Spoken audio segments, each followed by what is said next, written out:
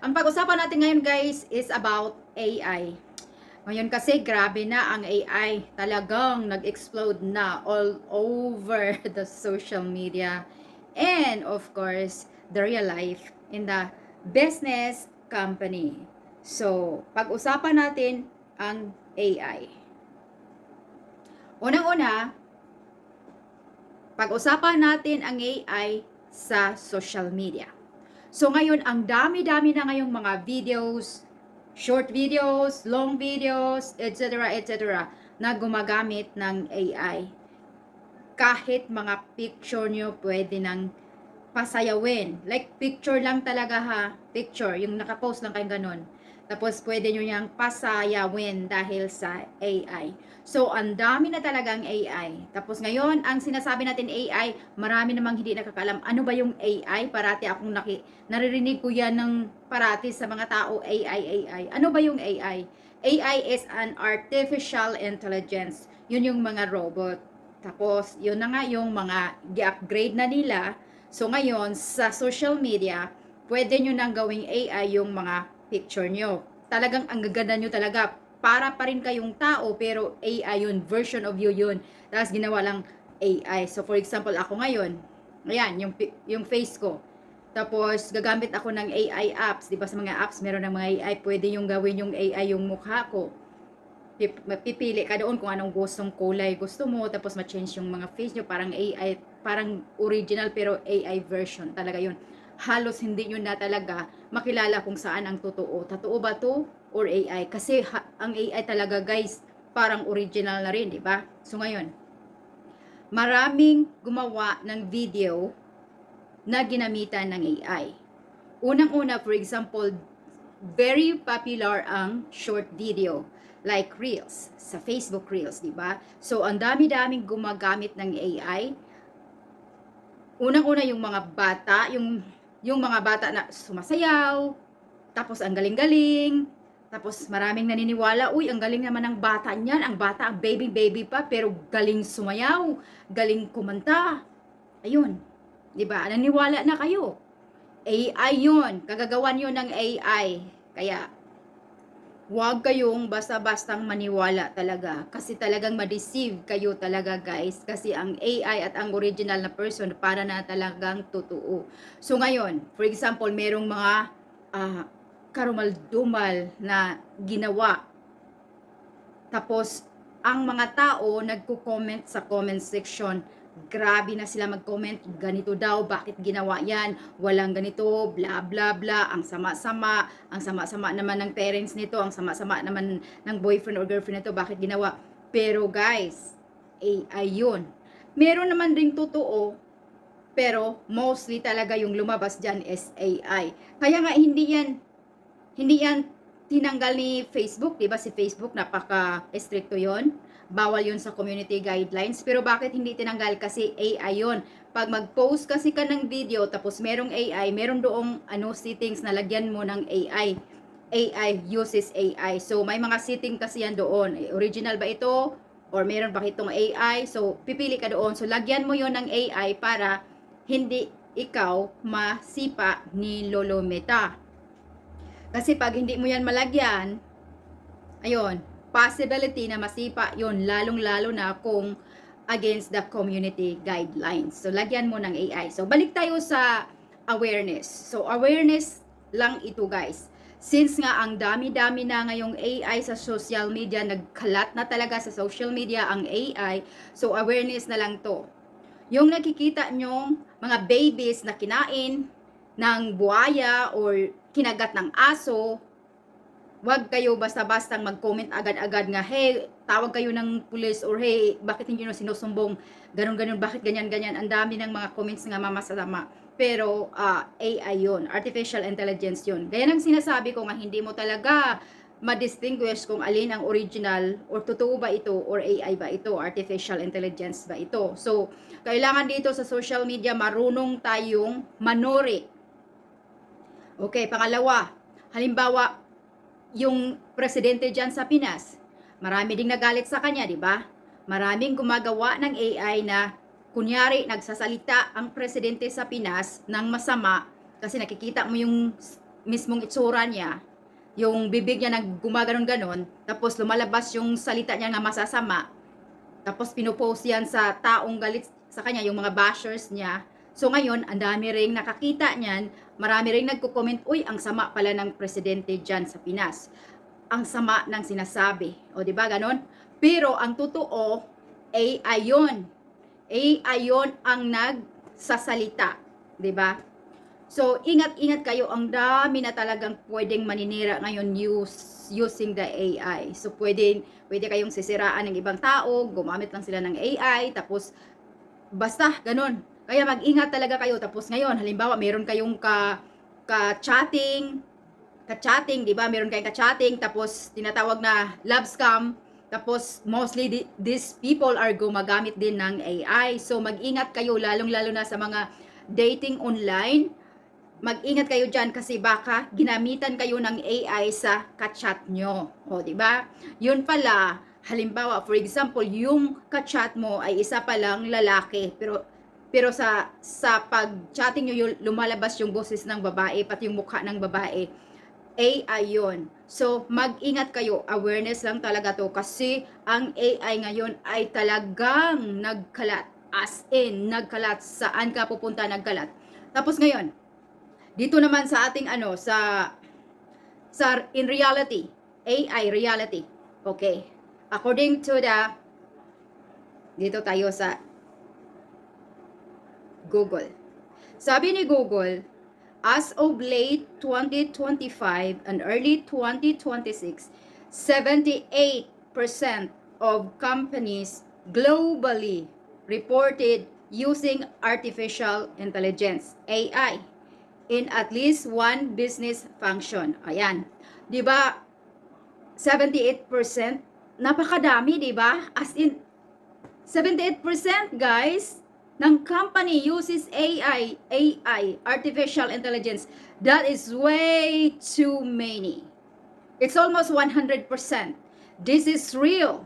So, bali, by the time in 2030 and up in counting, probably 100% na ang mga company ay 100% ang gumagamit or gagamit ng AI intelligence, ng artificial intelligence, di ba? So kasi ngayon 78, 2026 na, 27, 28, 29, 30, 4 years from now, wala na ang mga company, gumagamit na talaga lahat sila ng AI, 100% na, di ba? So ngayon, pag-usapan natin to. Kasi tapos na tayo sa social media, AI social media. So dito naman tayo sa face-to-face, reality, daily life natin. Dito tayo sa earth, huwag tayo sa ibang dimension. Yung social media, ibang dimension yan. Dito tayo sa original dimension, dito tayo sa earth. Labas mo na kayo dyan sa ibang dimension. Dito tayo sa earth dimension. Okay? So ngayon, kung mag 100% na ang mga company na gumagamit or gagamit ng AI, artificial intelligence, baka wala ng trabaho ang human. Yung mga tao, baka wala ng trabaho dahil wala na. Ino-occupied na sa AI. Kukunti na lang mga taong may trabaho dahil yung AI na ang gumagawa ng trabaho sa mga tao. 'Di ba? Madali lang yun, guys. Especially kung nandyan ka sa office, yung mga clerical, other term in the office positioning na kayang-kaya ni AI.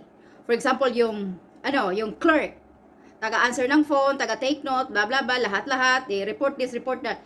Kaya yan ni AI, di ba? Kaya yan ni AI. So ngayon, instead yung company na yon mag-hired ng 5 clerk, 2 na lang.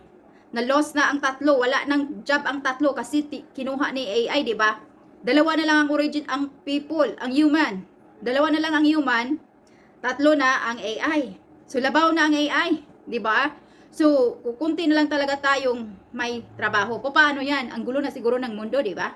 So, ngayon, nawala na yung 3, di ba? Yung 3 na clerk, nawala na kasi pinalitan ng AI. So, 2 na lang naiwan. So, bali yung 2 na tao na human nga naiwan, for example, merong mga report yun, may mga gatherings na yung AI, naka-store na yan. Yung human being, yun na lang yun ang mag-check o ano ba yun, tama ba to? Kasi kailangan naman din talaga i-check yun, baka mamaya kasi yung AI program din yun, di ba? So kailangan na lang din i-check sa human kung talaga bang totoo. Bali ko i-recheck siya guys, yung i-inspection siya for quality purposes kung totoo ba ito. So, after ng AI, at the end of the day, yung human being, yun na ang mag-check for quality purposes. Kung ito ba, tama ito, 100% quality ba yan? So, ganon. So, meron pa rin trabaho ang human being, pero kukunti na lang.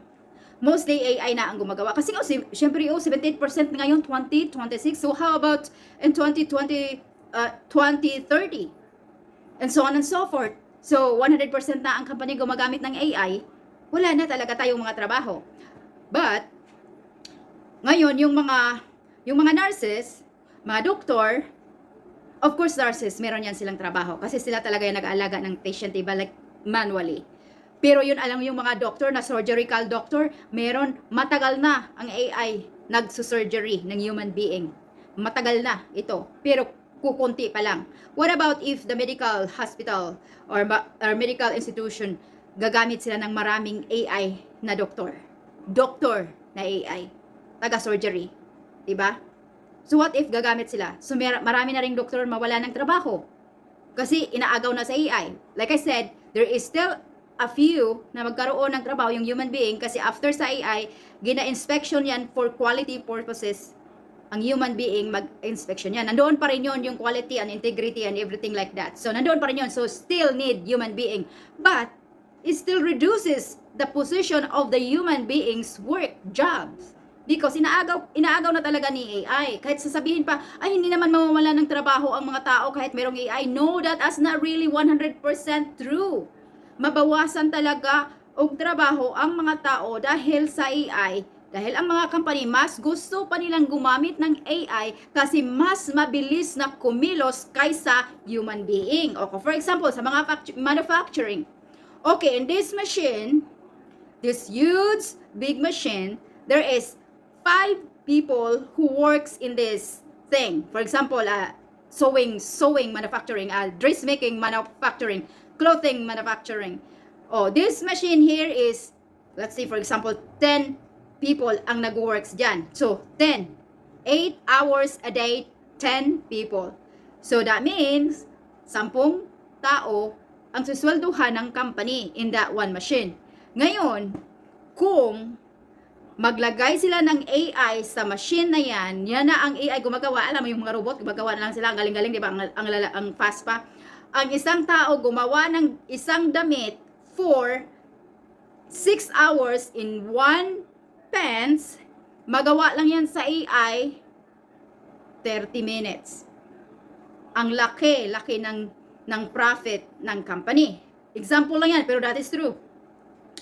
Ang laki ng profit ng company. Instead, magsweldo siya sa 10 tao, mag-hire na lang siya ng 3 human being at 7, at lagyan ng 2 AI. Kahit 2 lang ha? 2 AI. So, yung 2 AI makagawa na ng 100 pence in 8 hours. Samantala, yung 10 tao before the AI, makagawa lang ng 16 pence in 1 day, in 8 hours. Diba? Kaya ngayon, mga company, kumukuha na or gumagamit na ng mga AI dahil it is true, mabilis talaga pag gagamit kayo ng robot. O, balikan naman natin. Kung lahat na gumagamit ng AI or robot, saan naman tayo kukuha ng pera para pambayad or pambayad ng ating bills, pambili ng pagkain, pambili ng ating mga kailangan araw-araw? We need money. Diba? Paano na ngayon kung wala ng trabaho? Wala ng sweldo. So, anong gagawin sa mga tao? Yung iba magnakaw na, di ba? Dahil wala ng pera eh. Wala ng trabaho na, fired na dahil pinalitan na ng robot, di ba? So gaano nakagulo ang mundo kung marami na ang AI? Remember, this is real. Right now, it's 78%. 2026, 78% of company uses artificial intelligence. 2 years or 4 years from now, and counting, puro na AI. Ang daming tao sa mundo. Marami nang mangnanakaw. Lalong dumami ang mga scammers. Mang-scam na lang sila kasi kailangan nila ang pera. Kaya ingat-ingat kayo dyan. Ingat talaga kayo. Sa panahon na ngayon, grabe na.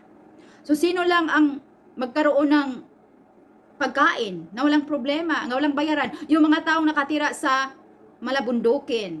Yung mga taong nakatira sa probinsya nga sa liblib nga meron silang mga meron silang sariling fish pond.